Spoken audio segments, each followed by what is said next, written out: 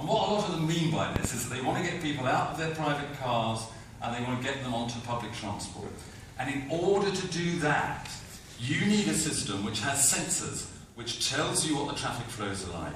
You need a system that has connectivity, which enables you to give that information to people sitting in their cars or about to leave their homes in real time with real explanations of the consequences. It's going to take you half an hour extra to do that journey today if you choose to do it by car or if you choose to do it on a certain route. But actually, we've already arranged extra buses or we've arranged different alternative routes that you can use that will help you do that journey more efficiently this morning. And that's what you need. And in order to deliver that, you need to bring together the technology and the businesses, the bus companies, the transport operators, to work together to achieve that vision.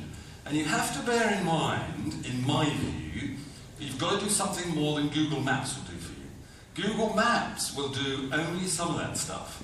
Google Maps you can get from your phone in your car. They will give you, the driver, the idea of maybe a shortcut, a rat run, a back route of some sort.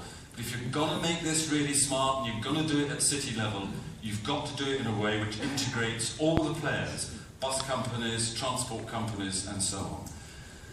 And that begins to tell you a bit about why some of the hype around smart cities and Internet of Things is not yet being sufficiently realised. There are issues here, and I'm sticking to smart cities for the minute, there are issues here for councils and cities to begin to address. There are issues around who pays for this. And those issues boil down sometimes to, can the councils use the smarter world to introduce new revenue streams for themselves? I heard recently of a case where actually you might be able to get on your phone, coming back to transport again, message that says if you're going down to Victoria Station, it's very full at the moment, why don't you delay your arrival by 10 or 20 minutes? If you could combine that with a message from a local cafe that would say, if you come into our cafe now, you get 20% off a cup of coffee. If you could combine that with something from iPlayer that says, we know you've been looking for the time to catch up on that news item you missed this morning on the Today programme or whatever, why don't you do that now? Then you're beginning to talk about a smart city network in which the originator of the system, who put together the notion of getting information from the underground station to the consumer, is now able to say to other players, why don't you buy some time on this? Why don't you rent some space on this? Why don't you use it for your services? Business model is one problem. There are other problems too that we talk about all the time. I'm going to talk security, I'm going to talk data, silos we know about, but there are answers to some of these things. Technical companies, technology companies like Arm are beginning to work on some of the answers to security.